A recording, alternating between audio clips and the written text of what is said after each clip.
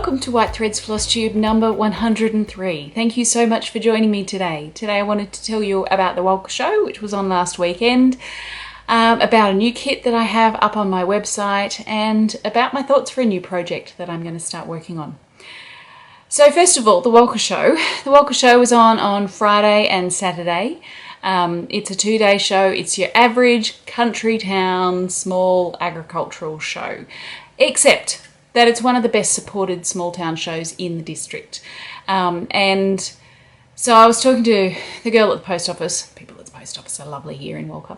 And Samantha said to me that if you go to any of the other shows nearby, like the Armadale Show, the Gyra Show, their baking section, because that's the part that she's really interested in, is tiny. They have maybe 6 cakes. Well, the Walcha Show has probably more than 6 cakes in some sections, well, way more than 6 cakes in some sections.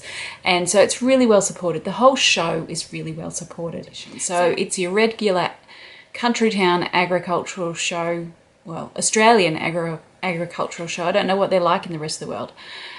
So there's lots of animal competitions, but there's also horticulture and vegetables and photography and art and fleeces and needlework and handicrafts and baking.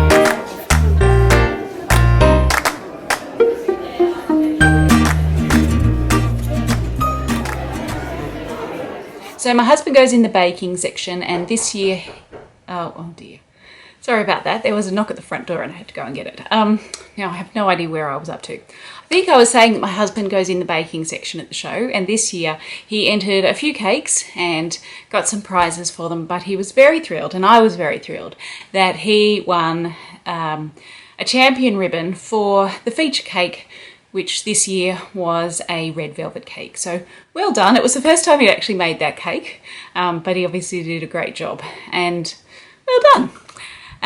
So I enter things in the handicraft section and the embroidery section, the needlework section. This year I realised that I had something I could enter in the knitting section as well. So I entered a whole heap of things in both the needlework and the handicraft section. The first year that we were here, which was the show 3 years ago, I decided that I just wanted to put as much stuff in as I could, because I sort of wanted to announce the town that I was here. So I put heaps of stuff in, and last year I put some things that I didn't put in the year before, and this year I really just had to scrounge around to see if there was anything new that I'd made in the last year, or anything else that I'd finished or something like that that I could put in. So I found a few things. So there was some white work that I put in, of course, but one of the sections that I decided to enter, and this was just really a bit of a last minute thought, I thought, oh, I could probably put that in that section. So it was in the creative embroidery article or garment section, and I made this scarf, which is a felted and silk scarf a few years ago at a retreat that I went to, and my plan was that once I'd finished the felting, then I would embroider onto it. So over the next while, every now and again, I'd just pick up my needle and thread and my stitch dictionary, and I'd add some stitching to the embroidery. So there's just bits on the not roses, they're poppies, throughout. And so I decided I'd put that in. I didn't expect it to do very well because there's really not very much embroidery on it. Well, anyway, it won a champion ribbon for the needlework section, which surprised me no end and was a lovely surprise. I put some things into the handicraft section. So the handicraft section is more craft rather than embroidery, but I don't see there's any reason why I can't put embroidered things into a craft section if there's a section that fits it okay. So there was a section for bags, and I decided I'd put this in, which was the Smoig jewellery bag from my Smoig book. And so when I handed it over to the lady, I said, I bet this is going to be the smallest bag that you have in this section. She said, that's okay, it's a bag. It just needs to be a bag, and it's a bag, so that's fine. So I was really surprised also when that came up with a champion ribbon. I suppose they looked at this, and it is, even if I do say so myself, it is well crafted. So it's got French seams on the inside, I think. No, it doesn't. It doesn't even have French seams. Anyway, I thought it did. It's got a little hand embroidered picot edging in the Smoig style. So these are known as mouse tags in Smoig, and then there's this embroidered motif here, which is done in silk. I'll bring it in closer. Hopefully that will come into focus. And that's done on 50 count linen. So yeah, I don't even know that I can see well enough to do that anymore. Hopefully I can with my bifocals. Oh, I'm trying to get it onto, that's better. You can see it better on that angle. So that won a champion ribbon, which was a bit of a surprise.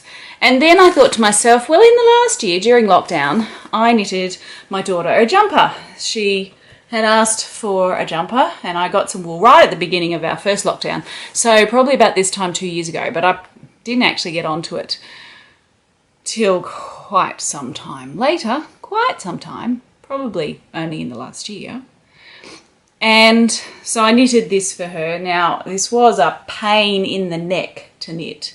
I have done Fair Isle before, but I wasn't really happy with the way that my tension was working. So I basically knitted the Fair Isle section, and maybe, I think I got a fair way down, and then decided I wanted to take it under again. So I think I knitted that about 3 times. Anyway, that 3 times paid off, and I got a champion ribbon for it. So for something that I just thought, I suppose I could put that in, that was quite a good idea. So that was really lovely to be surprised by those things. And then in the last week, I have been working on getting a pattern together that I actually designed quite some time ago. I worked it some time ago, and I was always going to put it together as a kit, but I never got around to it. Well, I got around to it this week. So this, which I call the Hardhanger Rose Runner, is now up on the website, and it's worked on 35 count Valpel and Highlandbeck linen banding. I'll try and get that on the screen a bit better for you. And it's worked with Londonderry linen. And it's called the Rose Runner because there are rose motifs on it. So we often think of these sorts of things as stars, but they're not stars. In the Hardhanger motif language, I guess, they are called Atterblood roses, which means 8 petaled roses. And so you can see this is just a half a rose, but it's got 4, so therefore if you doubled that you would get 8 petals. So these are small ones and these are larger ones. So because there are roses all over this, I called it the Hardhanger Rose Runner. So that is now available on my website as a kit, and I'll put a link for you to go and have a look at that. Now the other thing I wanted to talk to you about was the fact that My daughter turned 21 not so long ago, and because our lives have been quite busy lately, we decided that we'd put off her 21st party for a little while. And she's just going to have a small party with just a few friends and a few relatives. But ever since we went to Venice some years ago, and I think that was on the same trip as when we went to Sardinia for me to research my Sardinian book. We also went to Venice, and while she was there, she bought herself a mask at one of the mask shops in Venice. And apparently, ever since then, she's wanted to have a masquerade party. So, for her 21st, we will be having a masquerade party. And I've been thinking, well, I really need to make an embroidered mask for this probably. So, I bought myself a mask.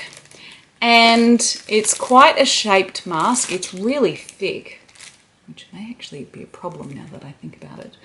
But I wondered if I would be able to stretch some fabric across that and work embroidery on it. Now, I think for it to fit, I've got some here.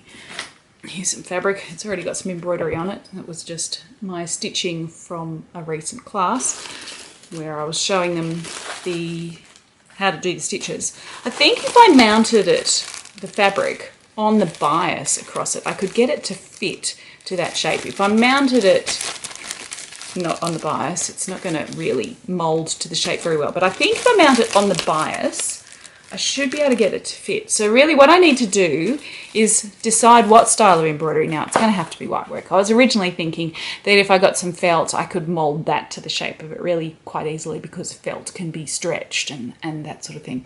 But I thought, well, felt embroidery, apart from my stitch dictionaries, isn't really my thing. White work is. So really it needs to be white work. So it's going to have to be white work that's worked on the bias, or it's going to have stripy lines across it. I think I can make this work. So this is my plan. I'm going to have to figure out what sort of embroidery I'm going to put on it, which is going to be white work, but what sort of white work, and then that will dictate the fabric that I use. And then I'll need to sort of mold it to that and give myself a pattern to stitch inside and go from there. So that's where I'm heading with this project at the moment. I'm not really sure how it's going to work out. It may come to nothing. It may be dreadful, but it's always nice to have something to wrap your mind around and have a bit of a think about and a play with and brainstorm. And you might have some suggestions for me, which I will take the right to either take on board or ignore, depending on whether there's something that I think will work for me and my mask or not. And my thought was that once I've finished it, if it turns out okay and if it's something that I'm proud of, which I hope it will be, I'll give it to her because it will say something about our relationship. It'll say something about me being a white worker, and she knows that's what I love to do, obviously. She doesn't live with me, but she has lived with me for a very long time. And it will say something about her because it's her choice to have a masquerade party, and this is something she's wanted for such a long time. So I think that it'd be a nice thing to give to her. So that's where I'm thinking at the moment. Yeah, there's going to have to be a lot of thought that goes into that. But it'll be fun, I hope. And I hope I don't end up being rushed to finish it in time. It's going to be at the end of April, so I've got a bit of time. Well, there we are. Thank you so much for joining me today, and I'll see you next time. Bye.